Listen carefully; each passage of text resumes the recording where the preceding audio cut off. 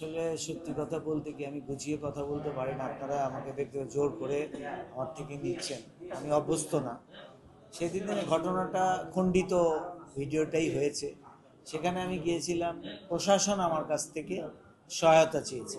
উদ্ভূত পরিস্থিতি সবই শুনেছেন আপনারা। সেই প্রেক্ষিতে আমার কাছে প্রশাসন সহায়তা চেয়েছে। সামনের দোকান ওনারাই বন্ধ করেছে, পিছন দিক দিয়ে আমরা গিয়েছি প্রশাসনের মধ্যে। আমি মার্কেটের সিনিয়র ভাইস প্রেসিডেন্ট এবং মার্কেটের চিফ কোঅর্ডিনেটর। আমার মার্কেটের রক্ষণাবেক্ষণ এগুলা দেখতে হয়। তো চাঁদ রাত ধামাকা অফার, এই সুবাদে বিরাট হট্টগোল, কাপড়ের জায়গায় তেল, পেট্রোল দেওয়া, ডিজেল দেওয়া, এগুলা নিয়ে আমি শুধু বলেছি যে একটা মানুষ যখন ন্যায়ের পক্ষে কথা বলে তখন দেখবেন তার বডি ল্যাঙ্গুয়েজটা একটু অ্যাগ্রেসিভ হয়।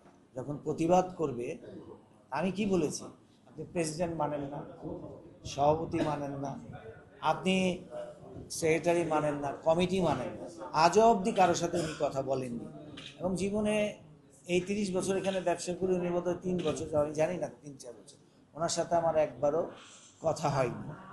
এবং আমি শুধু এইটুকুনও বলতে চাই যে উনি যদি আমাদের সাথে কথা বলতেন, দোকান মালিক সমিতি কারোর সাথে কথা বলতেন, খুব ছোট্ট ব্যাপার ছিল, এটাই হয়ে যেত। আর সবচেয়ে বড় কথা, আমাকে পার্সোনাল ইন্ডিকেট করে উনি যে ভাইরাল করেছেন, এটাকে আমি বলবো এক ধরনের, আমি এটা আসতেছি এটাকে হ্যাঁ, এবং ওনারা নিজেরাই ওটা বন্ধ করেছে। এবং ওনারা নিজেরা বন্ধ করছে, পুলিশ বন্ধ করছে না, নবীন কর্তৃপক্ষ সামনের দিক।